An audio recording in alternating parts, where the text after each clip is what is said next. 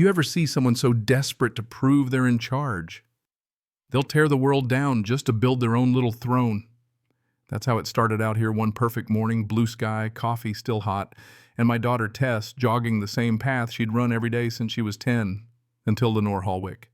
Yeah, her stepped out of the hedge and yanked my girl's sports bra strap till it snapped right off her shoulder. No warning, just a sharp, "She's indecent.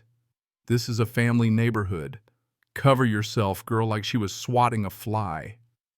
And there I was, halfway to the sidewalk, watching my 16-year-old freeze up, standing in front of half the neighborhood, exposed and humiliated, her face, burning hands shaking.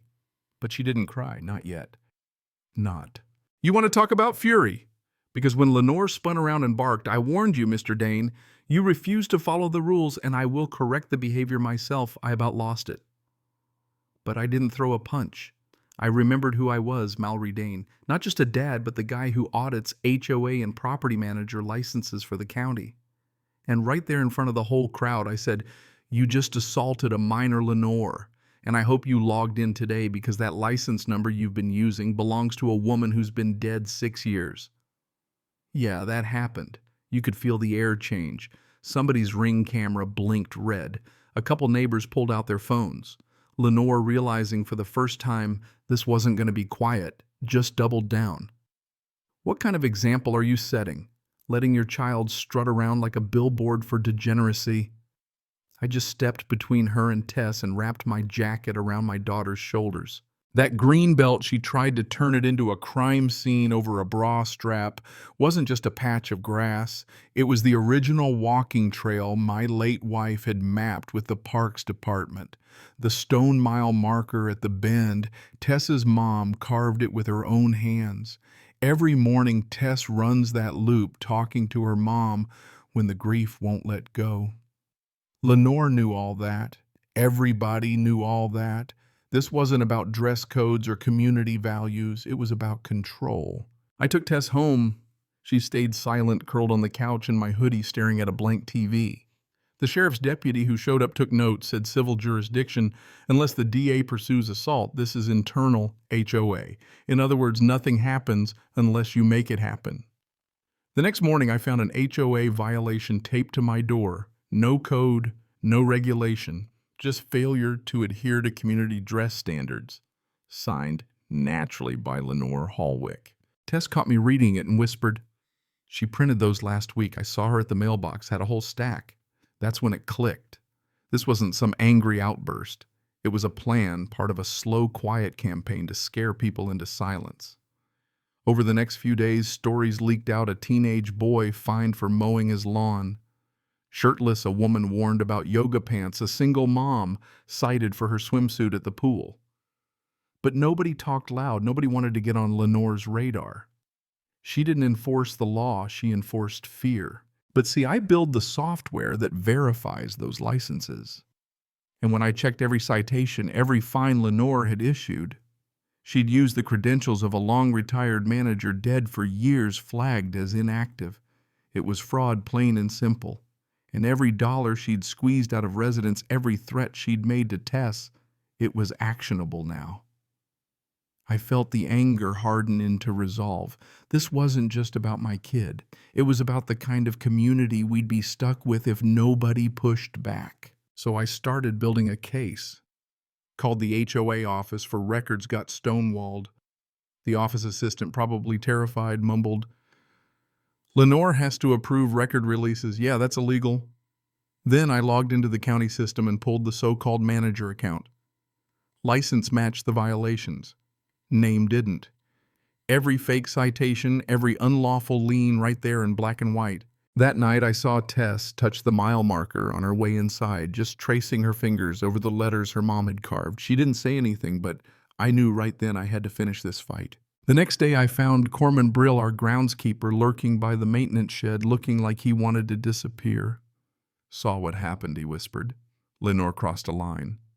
But if I say anything, she'll fire me." Turns out she'd rewritten the vendor agreements, made herself the only one who could sign contracts, rewrote board minutes on her laptop, locked everyone else out. She told us to report visual violations straight to her phone. Said we could intervene if needed. So it wasn't just her, it was a system weaponized. That was my twist. Corman, the silent groundskeeper, had the inside scoop. He handed me meeting minutes blank except for one line at the bottom. Unanimous consent granted to enforce community morality clause. No signatures, no witnesses, just Lenore's name. Total fabrication. With every file, every forged record, every whisper from Corman, I built a timeline enough for a full-blown county ethics investigation. And just as I finished compiling everything, a guy in a black compliance team polo showed up delivering a fake lien notice threatening to seize my house over neighborhood ethics. It was all garbage, but enough to scare folks who didn't know the law. I told Tess she's trying to make us think she can. There's a difference. By now, anonymous forum posts were popping up calling the mile marker an inappropriate legacy symbol, manufactured shame. But I wasn't backing down. I filed my complaint, attached every fake notice, every digital record. I met Corman at a diner. He handed over a thumb drive, Lenore's private folder full of draft citations, one dated days before the board meeting that supposedly authorized it. I'll redact your name for now, I promised, but when it counts, I'll need you. I spent all night writing the complaint, encrypting evidence, not sleeping, running on the same kind of nerves Tess ran on before a meet. By dawn, I'd submitted it all to the Office of Residential Governance Oversight. Then, just because it mattered, I attached a photo of Tess at the mile marker, her mom's initials still there, wind in her hair. Lenore must have sensed something because suddenly the HOA portal stiffened up. Her emails grew cold and impersonal, even as she slid a handwritten threat under my door. Drop the complaint. Let it go. For your daughter's sake. No signature, just fear tactics. That week, the county board set a hearing date. Friday, Room B, respondents, Lenore Hallwick. Allegations, license, fraud, impersonation, retaliatory enforcement. Corman showed up outside the hearing with a folder and a recorder audio of Lenore admitting to using a dead woman's license. If they don't check, it counts, she said on tape. Her logic clear as day. Inside, it wasn't a courtroom, just a table, 3 board members, and a tired tyrant in a black blazer trying to smile her way through the storm. I laid it all out: fake licenses, forged minutes, citations logged from her IP, the memo targeting undesirables. Then the audio, 43 seconds. When it finished, nobody moved. Lenore sniffed. Anyone can fake audio. The chair raised an eyebrow. Unless you're alleging a coordinated forgery by the county's own auditing software, we're proceeding. She went silent. The next morning, after the board's review, Corman walked in with a written statement. He was ready to go on record. I stood up, formally requested. Lenore's removal, impersonation, targeted misuse, emotional harm to a minor. Lenore tried to play the victim. This is retaliation. He's abusing his power. But the board had her cold.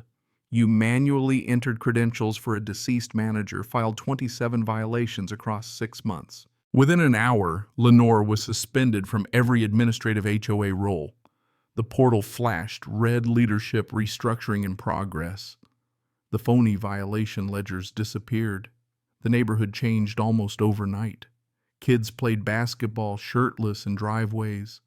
Lawn chairs popped up on porches. People breathed. Lenore didn't go quietly. Flyers showed up under windshields and doors accusing me of weaponizing my county job, claiming Tess baited disciplinary action. But she slipped. She referenced a non-existent civil complaint, which meant she lied in print. I called my friend Monica, a civil rights attorney. Within a day, a cease and desist was served. Tess made the state track team. For the first time in weeks, she cracked a joke. Think they'll fine me for sweating in public. The county review concluded Lenore's conduct was deliberate abuse, banned from governance for at least a decade. They wrote, the investigation began with a complaint. It ended with a community freed from fear. At the first open election in 3 years, the only candidate to meet the ethics threshold, Tessani Dane, my daughter. She stood in front of 50 neighbors and said, I won't let this board become a weapon again. The applause started slow, then swept the green. Lenore stood alone at the edge of the lawn, arms crossed, watching as a ghost in her own story. No words, just a long, bitter stare before she slipped away. I filed the last of my reports, put Lenore's first violation letter in a folder marked closed, and joined Tess on the porch swing, her mother's old spot. I thought she'd win, Tess whispered. She did everything but one thing. I asked, "What's that?"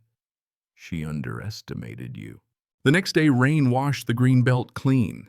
Tess ran steady and sure, tapping the mile marker as she passed her mother's initials shining in the wet stone. The HOA board, now led by a girl who'd survived the worst of it, met in the community center. Old-timers stood up and admitted, silence doesn't protect you. It just protects the bully. So if you've ever lived under silence intimidation or watched small power get weaponized, let us know in the comments. Where are you watching from? Because someone out there is still in the thick of it. And maybe your story's the one that helps them start fighting back.